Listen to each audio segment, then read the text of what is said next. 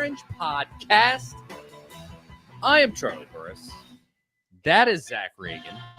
Wherever you listen throughout the world, I thank you so very much for listening to us. Zach and I talk everything Vols every week here on the Big Orange Podcast. If that's something you want to listen to regularly, go over to the A to Z Sports Podcast Network feed when you get there, now on Apple or Spotify. And when you get there, rate, review, but most importantly, subscribe. If you do subscribe, you won't miss our shows when we drop them on Mondays. And speaking of Mondays, it is one right now at 6 p.m. Eastern Time. And that means we are live on YouTube. And go to the A to Z Sports Nashville YouTube channel. Hit that subscribe button. Hit that notification bell. If you do hit the notification bell, you'll be notified when we go live. Then you come hang out with us. Be a part of the show. Comment. We love going back and forth with everybody. It's always a great time. So go do all of that too. At Charlie_Burris, at Zach TNT, at A to Z Sports. Facebook.com/A to Z Sports Nashville on all the social medias. And A to Z Sports.com for everything that Zach writes. Boy, howdy. It is a beautiful day outside. I don't want to say that this episode's going to be short, but I do have a little bit of motivation to not do this inside and go do that. Not gonna lie. It's a little hot though. It's almost like 90 degrees today. But what's up, Zach? Yeah, I felt that this weekend. I got a little sunburnt, as you can maybe tell some. A little bit. The video screen here said at a baseball tournament for my kid in Charlotte for, I don't know, probably about 15 hours of my Saturday and Sunday was spent at the same fields. So eating concession stand food and going through about 100 bottles of water and getting sunburnt was my weekend, and keeping up with some Tennessee baseball on the cell phone. You know, thank goodness for the ESPN app that allows us now to watch wherever we are. Yeah, you would think that at a certain point their app would get a little less clunky. God, but so it many is, times I'm it logged is out. You got to confirm TV providers, even though you pay for the ESPN subscription. It is a bit of a mess at times. I still have not had probably a single time I've watched it on my big TV that I didn't have to log back in. Very annoying. It's not like they're one of the biggest media corporations on earth. Nothing like that, but too much to ask of them, maybe. All right. It is a pretty... we're not in like the dog days yet, which is kind of crazy because obviously baseball is still going on. But outside of baseball, not a ton happening. But what is happening, we are going to talk about without a doubt. Baseball wins the SEC championship. We're going to discuss that and their path to the College World Series from here. And, maybe our thoughts on how that might be looking for them. Maybe A.J. Russell coming back and could be a massive help for the team. Could be huge. Little note for basketball transfers, and then maybe a little end with a fun discussion about football, all on today's show. And of course, we'll talk about all of it right after I tell you about our first great sponsor. As always, the good folks at Farm Bureau Health Plans. Farm Bureau Health Plans have been serving Tennesseans for over 75 years. Much has changed in Tennessee over the years, but some has stayed the same. Farm Bureau Health Plans has always valued personal relationships, especially when it comes to good health and good service. Plan on Farm Bureau Health Plans for health, dental, and vision. For better coverage, better rates, and better service, go to fbhp.com/ATOZ or walk into one of their 200-plus locations across the state. That is fbhp.com/ATOZ. Farm Bureau Health Plans. Go get yourself a health plan and help them because they help us. All right. Baseball. Plays South Carolina in Lindsey Nelson in Knoxville. And I don't want to say that they easily dispose of South Carolina. There were a couple of moments where Tennessee was behind in those games, specifically game 2, and they kind of had to blast ahead on some home runs. And, it wasn't the easiest series in the world, but I will put it this way. Tennessee looked like potentially a number 1 team, and South Carolina did not. But the implications of that were that if Kentucky lost a game, Tennessee is co-champions of the SEC with them. If Kentucky lost 2 games, Tennessee is the outright champion of the SEC. Turns out that Kentucky had Vandy in Lexington for a series. They beat Vandy twice and then lost the final game. And so Tennessee, there was a fun video of Tennessee's baseball players in the locker room watching Vandy win and all of Tennessee's players cheering as Vandy wins because it meant that Tennessee won an SEC title yet again. The second of Vitello's time.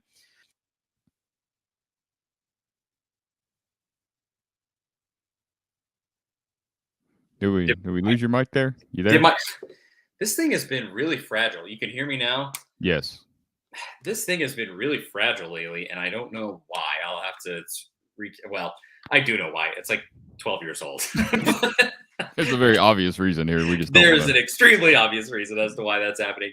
Just not ready to make the change to something newer yet. If it ain't broke, don't fix it. Turns out it might be broke. I might have to fix it. But regardless, Tennessee wins that SEC title. I don't know what you thought about that, Zach. Before we get into the SEC tournament, your thoughts on Tennessee, Vitello's second SEC title. I thought it was you don't think about that series, but like you said, South Carolina is not very good. You're in Knoxville. I still thought it was a really, really impressive series win. It's been a long season. It's a grind of a season in baseball, no matter what, even though it's only a few months. You're playing a lot of games every week. And that can be a tough series. The final series at home, it's this, you're going into SEC tournament play, NCAA tournament, College World Series, hopefully ahead. You have a lot to look forward to. You're playing a team that hasn't been that great, that you should sweep. Sometimes those can be the hardest games to win. Like you talked about these easy stretches on your schedule in the NFL, Major League Baseball, and it usually doesn't end up, like, never plays out on paper the way it should, it seems like. So to win that series the way they did, it's really good pitching. It's really just that one inning, I guess, on Friday's game where they gave up, you mentioned earlier, 3 runs and Tennessee had to come back late. Otherwise, they just kind of scattered some runs out there. The pitching was great. Christian Moore, did his thing. They won a game where the final game of the series where the top 4 batters in the lineup went 4 for 16, which isn't bad by any means if you are a baseball person. But for this Tennessee team, that's kind of like an off night, right? Like, they weren't crushing home runs. Christian Moore wasn't running around the bases after a home run, and they still won pretty easy. So I thought it was a good, solid series win, series sweep, in one of those situations where it'd be easy to drop a game or two in that series. Surprisingly, that's a good, sign, I think, moving forward into the SEC tournament and ultimately the NCAA tournament, because they're focused. They're right where they wanted to be. They've been playing their whole season for this stretch of games. They're not getting ahead of themselves. You got to take them one at a time. You cannot win tomorrow's game or worry about tomorrow's game till you win today's game type of deal. And, that comes into play coming up here in this SEC tournament too, because there's some questions that Tony Vitello will be faced with when it comes to pitching and how you utilize that pitching. Do you, take a guy out before maybe you would have because the NCAA tournament's coming up? So it's going to be some interesting decisions that he'll have to make depending on how far Tennessee goes.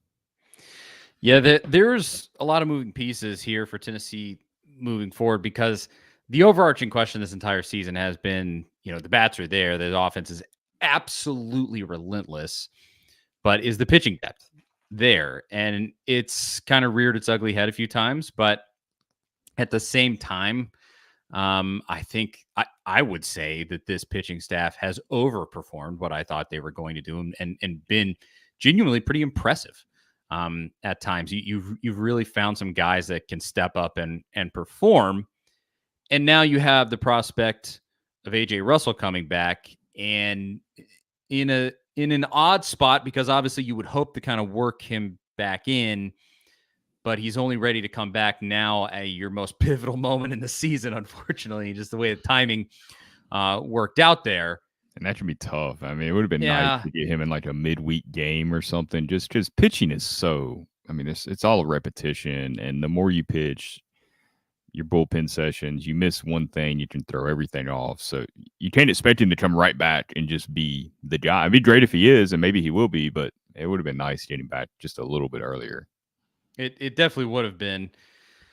But hey, you got to work with what you got. And so do you put him out there and give him a shot? It's double elimination.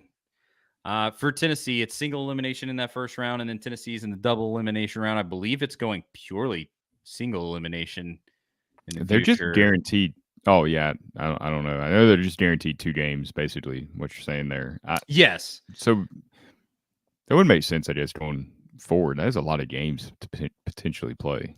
It is a ton, and especially, I mean, you've run into it over a bunch of years. Alabama in May is not exactly a place that just has the best weather on planet Earth. You know, a lot of lightning, a lot of storms, stuff that happened down Oh there God, yeah. around this time of year. And I mean, it just not Knoxville's the same exact way, but it just is what it is. And we've talked about maybe moving it away from Hoover, but that's not happening this year. And so that's where Tennessee sits here. They're going to face one of it's Florida and Vanderbilt, Florida or Vandy, and it's obviously both of those teams very beatable for Tennessee. Tennessee won both of those series on the road during the regular season. And it's kind of the same conversation that we had with basketball, and it's different with baseball. So I'll still throw it to you. With basketball, we were sort of like, it might be better to just lose and just, get ready for the stuff that you haven't won before. In baseball, it's a little different because baseball is not as taxing on your body, and if you have to play a lot of games like that, but this is a lot of games. I don't know. I mean, do you give any credence to that at all? Yeah, I mean, for baseball, I prefer to keep playing. I always feel like you stop playing a day or two off is fine, a couple days, but you get into some of these longer layoffs. I mean, you see it with the Atlanta Braves the past couple of years have dominated the National League, basically, especially the National League East, and they have not advanced to the World Series or past the Division Series because they've had these long layoffs for the wild card teams play, and they're just not sharp. And those teams have kept playing. They're not as good as the Braves, but they beat them in those short series because they're just hot. They're on a roll. So I think there's a lot of that at play. I think also the more you can pitch AJ Russell in the SEC tournament, because Tony Vitello did say he plans to get him in those first 2 games, no matter what, basically. And I think that's more. When you're making that plan ahead of time, that's more with an eye towards the NCAA tournament, making sure he's ready for that because you're kind of already predetermining your strategy there. You get him more than one appearance, that would be nice. I don't know how kind of what the innings and pitches limit on him is going to be coming back, but it'd be nice to kind of get him ramped back up where he's ready to contribute a little more in the NCAA tournament, hopefully the College World Series.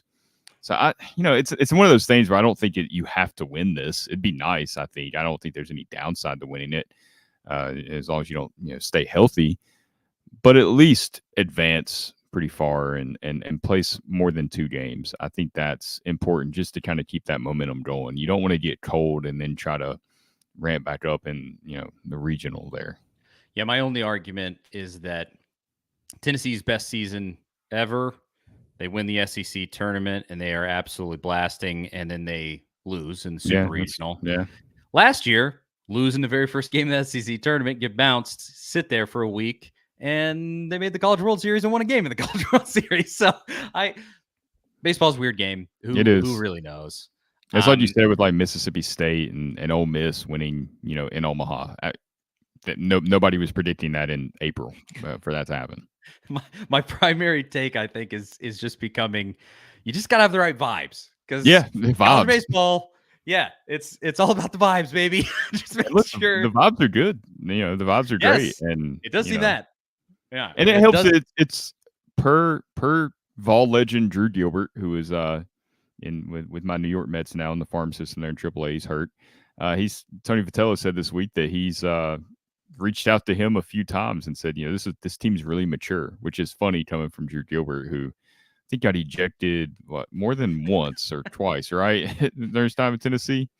Yeah, and in probably the most pivotal series of his entire time at Tennessee. Oh yeah, that was game. Yes, the last game, and then he was suspended for the 3rd game. Is that how that worked out? Or cursed at an ump. I think he said, "You got to be effing kidding me." The ump tossed him out of the game. Then he was suspended for the next game because of that. Tennessee loses. Yeah, not great, but this team is more than good enough to win the SEC tournament, to win a national championship this year. And it's can they gel? Can they continue?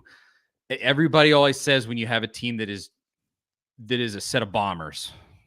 Well, oh, well, it's easy to do in your home stadium. Now, Tennessee's been doing it in every stadium all season long. As we said, they won at Vandy, they won at Florida, they won, at plenty of other places, at Kentucky. But then they always go, well, Omaha's a big park. Hoover's a big park. It's going to play real big. And fair enough, I guess. But that the team that bombed for Vitello a couple years ago won the SEC tournament. That team last year made this College World Series. It really is just so. Anybody that has to actually predict it or bet on baseball, God bless you, because I couldn't do it. But I would put it this way: I expect Tennessee to advance pretty far, make the semifinal. Probably, I would say probably make the final.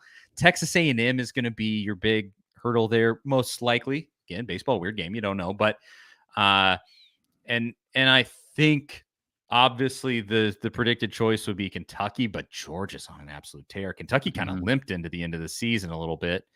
And I think Georgia to be sneaky tough, and we don't want to do that. You just don't lose to Georgia. Lose to not Georgia, not Vanderbilt. There's a long list of teams that you really don't want to lose to. Just make it one of those old SEC West teams, maybe. I don't know, unless it's Arkansas.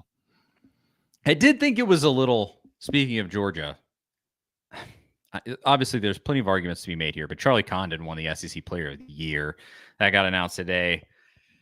Look, man, he's had an unbelievable season. Mm-hmm. There's no doubt about it. Setting records, going crazy.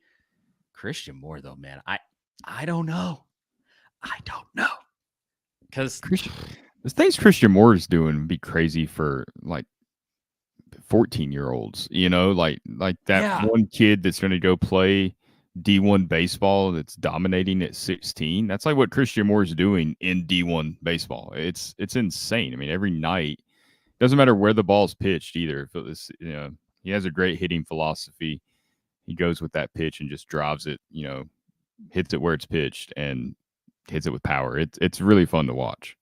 It is. But hey, neither here nor there. Tennessee players won some other awards, and it's fine. Go win the College World Series, and nobody will even remember who the SEC Player of the Year was in 2024.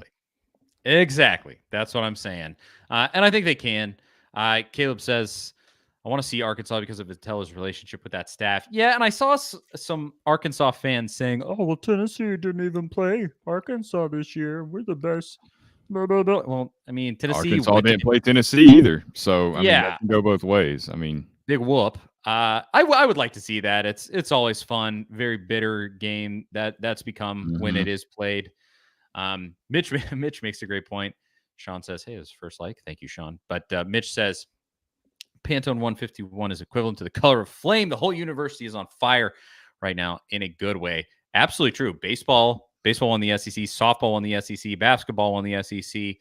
I think isn't golf a number one seed in the NCAA tournament? Like there's a lot of stuff cooking all at once right now. It's crazy. First SEC school ever to have basketball, softball, and baseball all win an SEC title all in the same season.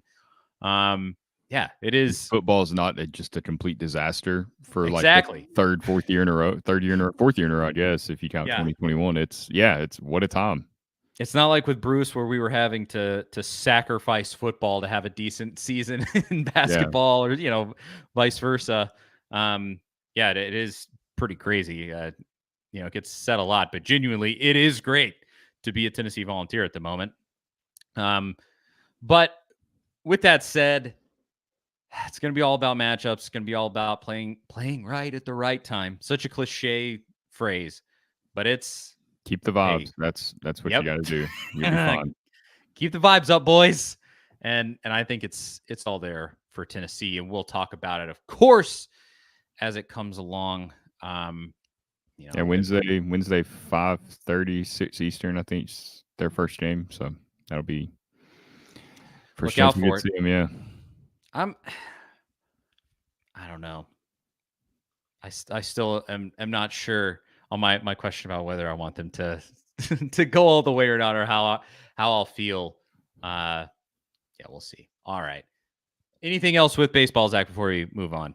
No, that's let's get on to this basketball stuff and see this never-ending transfer saga is going to end. Lance Hurd Part 2.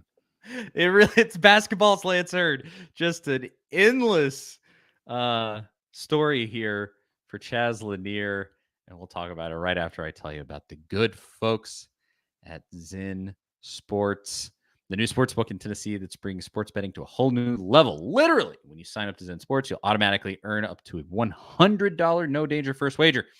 If your bet loses, you'll be reimbursed for that amount of your bet up to $100. But there's even more good news. Zen Sports offers a one-of-a-kind VIP rewards program. If you qualify, you'll earn monthly comps to sporting events, concerts, you name it. There's even sportsbook bonuses, and the VIP program is by invite only. So if you feel that your Zen Sports play qualifies for VIP consideration, check out the program details at zensports.com/VIP. What are you waiting for? Zen Sports offers true odds on all parlays, so get going and download their app at zensports.com today. Zen Sports betting just got better. If you have a gambling problem, call 1-800-889-9789. Terms and conditions apply. No danger first wager. Limited to plus 500 odds to qualify. Boosted odds are derived from equivalent parlay bets offered in Tennessee. Must be 21 or older in Tennessee to bet. So, Chaz Lanier is, it kind of seems like the final big transfer. I'm sure there are other transfers out there that I just don't know about, but in terms of in Tennessee's orbit, he's the last big transfer out there and one of the last in kind of college basketball at large, at least for now. And Tennessee wants this kid badly. He is visiting BYU, sure, and Kentucky today, being Monday, and then he is visiting Tennessee on Tuesday. And I like that Tennessee has the last visit. I think that sets up nicely. Kentucky, you obviously with their new coach, you want to beat this guy out. I mean, the guy's never won an NCAA tournament game. You have a Hall of Fame coach. You got as deep a pockets as Kentucky, if not more so. It's time. I did read up on the whole BYU thing here just a little bit. And they have a new coach, Kevin Young, who was an assistant coach for the Phoenix Suns. He was actually the associate head coach for the Phoenix Suns. And then now got tapped as the head coach for old Brigham Young out there in Utah. And he apparently is selling his track record with Devin Booker, the Suns, to this kid and saying, hey, I work with Devin Booker. He's an all-star. He's awesome. Blah, blah, blah.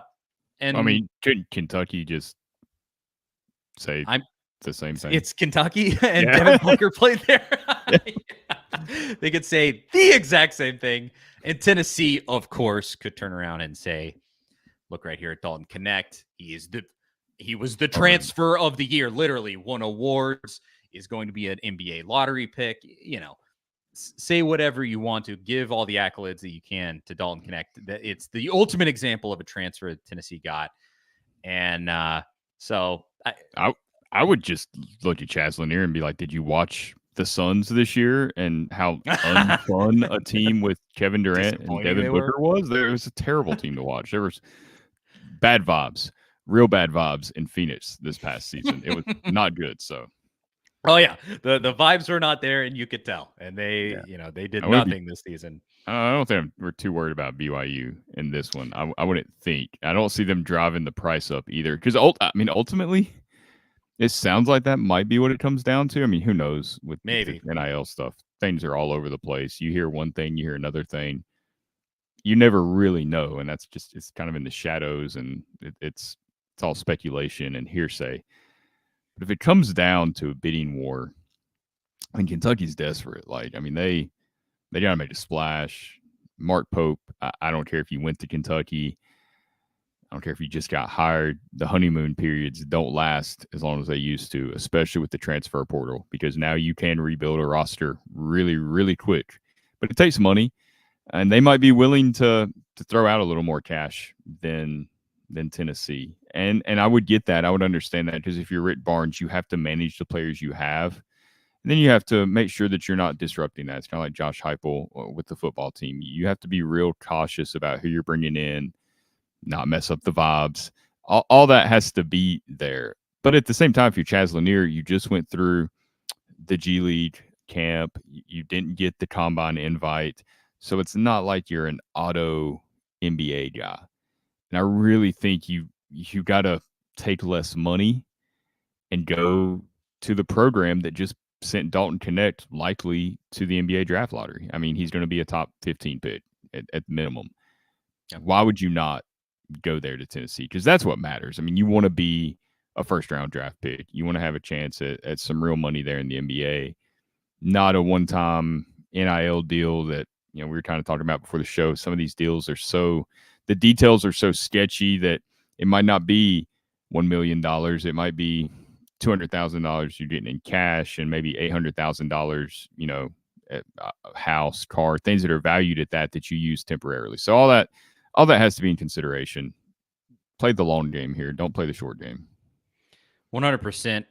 I do think you open yourself up to a situation like what happened last year. You got that transfer from Harvard last year, if you remember, and Connect. The kid from Harvard ended up seeing the situation and transferred again. Pulled a Wesley Walker, transferring Tyler Barron, 14 Walker, times. Yeah. But I do think that's a possibility if you bring in Lanier. But I mean, look at what happened. Connect came in, the kid from Harvard transferred out, and you made the Elite Eight and had one of the best seasons of program history. So, hey, it's kind of neither here nor there. The roster is going to come together, even if Lanier doesn't come. I think Tennessee's going to have a really good basketball team, but you definitely want this kid. And I think it's pretty obvious that you have the best sales pitch outside of the money. Hey, maybe Kentucky does get desperate, throw a giant check at this kid. Who knows? But hopefully a decision comes fairly quickly. You would before August, hopefully. Surely, like, come on, do this. Seriously, it should be in the next. You would think after that last visit, not long after that, weekish or so. Yeah. Surely, maybe by next weekend. I don't know. But you would hope that the decision comes down. And maybe by next week, we'll be able to talk about Chaz Lanier, brand new Tennessee Volunteer. Or conversely, we'll be talking about the finalized-ish roster without him at Tennessee. I mean, if I had to guess right now, I think he chooses Tennessee. It's so hard to say with the money being such a rogue factor. You sound pretty confident. I'm gonna quote you in an article on that. And just Charlie Burris says this is happening. It's very confident. You just never know with the NIL stuff. I mean, if this was a couple years ago and the kid was transferring and immediately eligible, you'd think it's a slam dunk considering the situation. Of course, on the flip side, there's no slam dunk that he's going to be, 2/3 of Dalton Connect. You can't expect anybody to go do what Dalton Connect did this season. If so, that's great. Like, we'll take it every single time. But he could end up being a bust. He could go to Tennessee and it not work out at all. I mean, it could just be a bad fit, and it's not like the Dalton Connect story at all. So, I mean, it's even on that end of it, it's all kind of a gamble. I mean, I said it all year. The coaching staff didn't know what they had in Dalton Connect when they got Dalton Connect as transfer. They didn't know he was going to be that good. Rick Barnes got quoted as saying when Dalton laid down that giant dunk at Michigan State in that exhibition game, he was as surprised as anybody. And just saying like, oh, okay, so this is how this kid is going to play. And he did. It wasn't just like a one-time, flash in an exhibition game. And there's always that factor. And it was a story all season long that he was just absolute gym rat, worked like a dog. And that's such a huge factor too, because you could see his defense get better over the course of the season on top of him being such a serious offensive factor. And there's that too. And you don't know how any of these kids are going to work between Milicic, Dubar, Darlinstone Dubar, and Akpara from Ohio State. I think it comes together with that set of guys, but who exactly is the standout is the star there? You would think Lanier from the stats that he was putting up, but we'll see. So there's that. And whenever that comes down, we'll obviously we'll discuss it further. See what Ben's comment says. We don't need anyone to be a Dalton. a team full of really competent can win you a title. Look at UConn. It's a fair point. Tennessee was absolutely more talented than that team. That they had a fully consistent team. I don't know if you were more talented than that UConn team. Tristan Newton, Cameron Spencer, this kid down low. I mean, they were pretty good. I don't know. Anyway, there was not a team in college basketball that was going to beat them in any spot this season. As they also have an that was coach. That was the one thing about the loss to Purdue. You were really, I mean, obviously you get to the you were Final better Four. than Purdue. You want to win it all, but it was the fact that you didn't get to that Final Four. You weren't, in that conversation. You didn't get to hang that banner. That was the disappointing part because we all knew, like you said, that UConn was just going to be tough to beat them. Absolute machine. It was ridiculous how they were clicking at the end of that season, and I don't know. Maybe you can take comfort in that to say even if you would have made the Final Four, you probably weren't going to win a national title. Yeah. That's no. It makes Kentucky fans' thoughts of hiring, stealing Hurley away from UConn even more hilarious. Just it's never happening. Fantasyland. Isn't that a fun place to be? All right. I think that's all for basketball. We got a quick. Well, I did like this from Volunteer in the comments. He says, how about a showdown with Chase Burns in the College World Series? First of all, I'm not sure Wake Forest is good enough to get there. Maybe they are. With Chase Burns on the mound, they're good enough to get there. Without him on the mound, I don't know. It would still be, well, I mean, I think the last projection I saw, Wake Forest was hosting a regional, which okay, that could go sideways. I don't know how they finished their season this past weekend. I was about to look. I would imagine they'll probably host one. They had a really good turnout last season for those regional games. So I wouldn't be surprised if just based on that, they kind of get the nod over somebody else. If they don't, though, that man, the drama that putting them in the Knoxville regional would create, that would be just must see TV. Because there were some quotes, from the Wake Forest pitching coach this past week in The Athletic talking about Tennessee fans just like all up in Chase Burns mentions and calling him a bad locker room guy and all that, which I haven't seen that. I've seen people wishing that he stayed. I've seen some things about, if you would have just kind of stuck it out, you would be having the same success at Tennessee. Whatever happened, between him and the pitching coach there, Frank Anderson, I guess. Who knows? But I haven't seen a lot of Tennessee fans just completely. I mean, of course, there's always a few rogue fans doing that, but it hasn't been a huge. I think Tennessee fans want to go beat him, obviously. Yeah. But outside of that, I haven't seen a lot of that other stuff. I mean, it's borderline. That 36-19, 15-15 in the ACC. They ended the season by getting swept by NC State. Yeah, that's rough. They might not host then. I mean, they were kind of like one of the last teams there projected to host. So it wouldn't be a shock if they don't, man. If they don't, you have to just put them, because I think Tennessee will, especially playing them. I mean, Wake Forest has some power bats, but I think Tennessee's bats, especially playing at Lindsey Nelson, I think that would be Tennessee's game to lose there. I mean, it is arguably the best lineup in the history of this baseball program. And that's saying something considering how 2022 was. And so we'll say going up against Chase Burns would not be easy because he has played, he has pitched really well as a starter. He hasn't got hit around a lot. I think he set their single season record for strikeouts. He's striking out like 14, 15, 13, something absurd, like a lot of starts. There you go. Without him, that Wake Forest team, they were really hurting. Yeah, pretty meh. But yeah, we'll find out. We'll find out soon enough what's happening there. The SEC tournament hasn't even happened yet.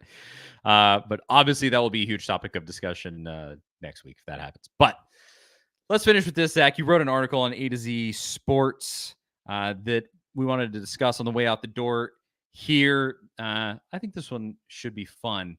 It was the top 5 players that Tennessee can't afford to lose, right? This coming football season. And I'll let you run through those, and then I can comment, say if you miss the mark, I'll criticize you. Yes. Well, I kind of thought about this because Josh Heupel talked earlier this spring about it's the best depth that Tennessee's had, and it really is. I mean, across the board, Yeah. you've got great defensive line depth. Offensive line depth is improving. I think you got some good young players there. I mean, we know wide receiver depth is great. Running back's a little shaky, but otherwise, you brought in a lot of players and pieces in the secondary. It's a good group, and even at tight end too. You brought in several tight end additions to pair with Ethan Davis, who's really hoping we see a breakout season from him. But even with that depth, there's still like a few guys on the roster that you absolutely cannot lose this season. And, a couple of them are obvious, right? Like Nico. If Nico goes down, the expectations from the season go from trying to make a playoff to let's just get back to the Citrus Bowl, if we can. Hopefully Mertlinker can come in or Gaston Moores, can run the offense as capably maybe as Joe Milton did last season. And you can win some games that way.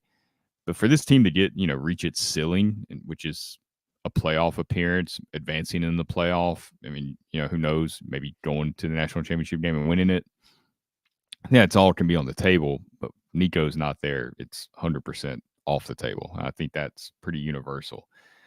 Second one, pretty obvious as well. I think Cooper Mays is right there, almost as important as Nico. He's been in this offense for 4 seasons, or this is his 4th season. He knows it as well as anyone. He knows the verbiage. He knows the checks. He knows what Tennessee's trying to do, the looks. He can communicate what he's seeing on the field. He's like another coach, basically, on the field. And we saw last season how they struggled without him against Austin he's been a Peay. little injury prone. Yeah, I mean, he missed games in 2021, I believe. The first season that Heupel was there, he missed a stretch of games. He did play every game in 2022, and that was Tennessee's best season under Heupel or in the last 20 years.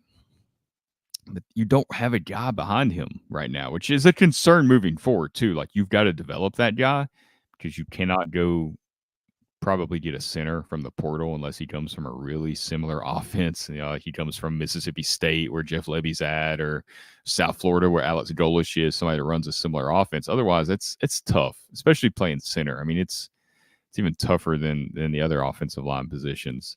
Right now, Dane Davis is probably your backup there at center, and he can fill in and do okay, but he's not a natural center. Vyson Lane, William Satterite, some other options there that are younger that haven't really taken a hold of the backup job.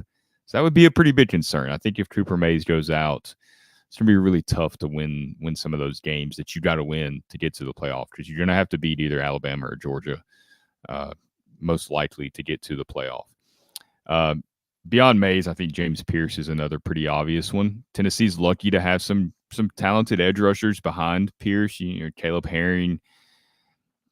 You signed Jordan Ross there. You got guys that can change the game. But Pierce, he might be the best player in college football. He's probably the best defensive player for sure.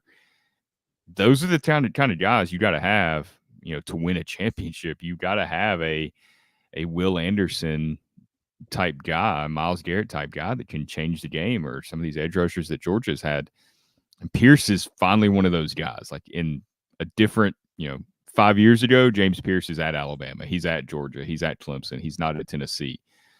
Tennessee got that guy. You can't lose him. You're going to need him November, December. You get into the playoff into January, whatever. Got to have that guy.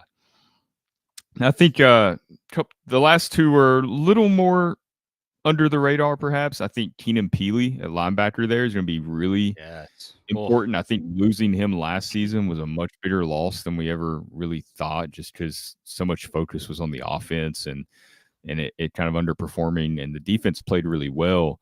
But there were some lapses. There were some games, obviously that Missouri game. I think that's a game where you had Keenan Peely. Maybe Cody Schrader doesn't rush for 900 yards in that game, and it's a little more manageable there. Just his intelligence, obviously has a ton of experience because he's 45 years old. He's been in college forever, and he's great in coverage. I think even in the limited action against Virginia last season, we saw his instincts in pass coverage, something that Tennessee has not had from a linebacker in quite some time. I mean, even the pretty good linebackers they've had in recent years have struggled in coverage at times. So I think that's a guy that yeah, you've got Arian Carter, you've got T-Lander, you've got Caleb Perry, Edwin Spillman that you signed. You've got talent, but Peely, man, I mean, that guy should be in the NFL right now. And I I don't know if he's going to be an NFL starter.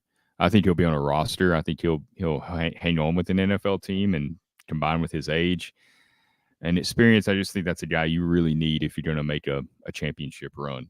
And the last one is one that you might not agree with, and a lot of people might not agree with, but given the state of the room, I think Dylan Sampson is another one that you can't afford to lose. His ability to, not just score on any given play, but just to break off a explosive 35-yard run. I mean, we've seen that a ton. I mean, that changes possessions. That puts you in scoring range. That puts a lot of pressure on the defense. That's when Tennessee's offense is at its best, just it can get right back, get the ball spotted, get down the field, and hit you with another long play before the defense even knows how you're lined up. I mean, that's kind of when this offense is at its best. The pass protection aspect, we've seen Dylan Sampson get better there, early on in that game at LSU, which was probably a tough one for him. He's from Baton Rouge, so he was in front of a lot of family, but he blew a couple pass protection assignments there, got his quarterback blown up, Hendon Hooker, once in that game. He's improved a lot since then with the reps, and now going into his third year, he's probably the best pass protector you're going to have because you have no experience behind him. Cam Seldon didn't play a lot last year as a freshman. Khalifa Keith, Peyton Lewis is a true freshman. These guys just don't have the experience, and Dylan Sampson is like your lone veteran. He's the guy that's going to be in there in the fourth quarter when quarterback cannot take a sack or you've got to have those extra yards. It's going to be Dylan Sampson this year. Like last year, it was kind of rotating, and it was Jalen Wright some games, and Dylan Sampson didn't even play against Florida, I don't think. That was a big deal. Jabari Small was in a lot of pass protection situations. That's all going to be Dylan Sampson this year. It's all on one guy. Like, you're going to have these other guys carrying the ball, but it's not going to be the exact same as it has been these past couple of years with this three-headed monster. It's just not. And you lose Sampson, and you got the talent. You just don't have the experience. And I know that's kind of a cliche thing to talk about, the experience, but I just don't think this running game can be at its best without Dylan Sampson this season. Yeah, I think all of those are pretty spot on. I think probably your only position group where you could, I mean, obviously you don't want anything like this to happen, but where you could maybe afford a loss as wide receiver room, you just have a bunch of dudes there. But even there, I mean, Brew McCoy, if he comes back and he's 100%, around 100% where he was before he got injured, he's such a powerful weapon, just being a guy who can get yards after catch, yards after contact, and fight for yardage. I mean, you just think back through some of his catches where he fought through some stuff and in huge moments. That's super valuable. But and you go out there on the perimeter on those little exactly. Yes, the blocking on the screen passes is huge and was missed last year after he went out. And so I would, even at the wide receiver position where it's probably your deepest spot, I would add him to the list. I don't think you necessarily know the guy at the defensive back position, but yeah, who would be completely, indisposable. Hopefully, like Drew Carter. I hope so. Is that guy? Hopefully, he proves early on that he's like, you know what, I might not be, or maybe he is Eric Berry 2.0. I don't know, but just be that kind of guy, and you can be on that list easily. You hope that it's that guy. I think for this team to really get to where it wants to go, Boo Carter probably needs to be that guy if this team wants to exceed expectations. Probably. And I might add Omari Thomas as a honorable mention. You have guys behind him, another spot kind of like this, got guys behind him, but it's not exactly known entities there who it's like Elijah Simmons, who has played on and off. Who's the freshman? David Hobbs. Yeah. Bryson Easton's coming back. I think Dominic Bailey is back for another season. Omar Norman Law. You keep forgetting that they added the guy from USC, Jackson Moy. That's true. We're going to get into September, and and against NC State or something like that. I mean, and he's going to make a play. I'm like, oh yeah, completely forgot that guy was on the team. Yeah, It's that guy. What a pleasant surprise. Yeah, defensive line's pretty deep. Defensive line, barring injuries, should be a pretty powerful unit. You got, in our very biased opinion, probably the best end in college football, and then in pretty nice interior too. That's a serious, and again, in our very biased opinion, one of the best defensive line coaches in America, if not the best. So yeah, I would say in terms of units, defensive backs, I mean, you gotta find your guys and then not lose those guys. Linebacker, I 100% agree with Peely. You need that super reliable guy back there who's smart, who's been there, done that. And yeah, it's Samson's a big one. We've had that conversation a lot since the transfer portal news started coming out, and we were thinking, oh, surely they'll probably go for a running back. Then they didn't. And that spot's not thin, but it's deep with guys that you don't really know much about. Yeah. That haven't proven anything yet. So, I thought about, like John Campbell or Lance Hurd, your tackles, obviously. yeah. Super important. But, Glenn Ellerbe has kind of got some flack for the development of the offensive line. And I don't necessarily think that's totally fair just because it's such a unique system. Yeah, they're still trying to figure out who they're recruiting to those positions and how it's working. You can tell they're finding their footing. It's tough to build a really good offensive line. It's been more the interior guys, I feel like, that they've had some trouble with. You've been lucky to have Spraggins there, but once Jerome Carvin left, that left guard spot's kind of been up in the air. We talked about Cooper Mays earlier. There's not a lot behind him. But the tackle positions, it feels like Tennessee's been able to kind of plug and play and put some guys in there that weren't huge names before. I mean, Darnell Wright was a highly touted recruit. It wasn't a bust by any means at Tennessee, but he wasn't, there's that 5-star guy. He's even talking about like moving on, like not playing football anymore at one point before Heupel was hired. All of a sudden, he's a top 10 pick in the NFL draft. And you've plugged Gerald Mincey in, who's, I think it'd be fair to maybe call him a bit of a problem child at times. I mean, it seemed like he developed that reputation at least, and he's on his third school now after Florida and Tennessee, making his way through the old SEC East. Jeremiah Crawford, John Campbell, who's a big personality as well. You're bringing Lance Hurd in now, and hopefully he can follow in those footsteps. Dane Davis has played snaps there. Feels like they've been able to get by and develop guys at those tackle positions. So, yeah, obviously you don't want to lose Campbell or Lance Hurd, but maybe that's one where they could develop a little bit of depth and get by with one of those guys, if something happened. Hopefully. And hopefully it really is true what Heupel's been saying, that this is the deepest the team's been. It looks that way, certainly on paper, and when you see these dudes play, it definitely looks that way. Will it fully translate to an entire season? Hey, we'll find out soon enough. It's 4 months. It's getting hot outside. It's you can feel it in the air. You can feel fall camp coming. I mean, it is still 2 full months away, probably. But hey, that's closer than it was. I'm Charlie Burris. That's Zach Reagan. I think that's a show. Thanks to everybody for watching. We could not do this without you. Ben, Billy Bob, Volunteer, Caleb, Mitch, Sean. Thank you so much for coming, hanging out, commenting on the show, and being cool. To everybody who listens on the podcast platforms, we appreciate it. Yeah, I mean, you made it this far. You know where to find us. Thanks again for listening, and we will talk to y'all next week. See you guys later.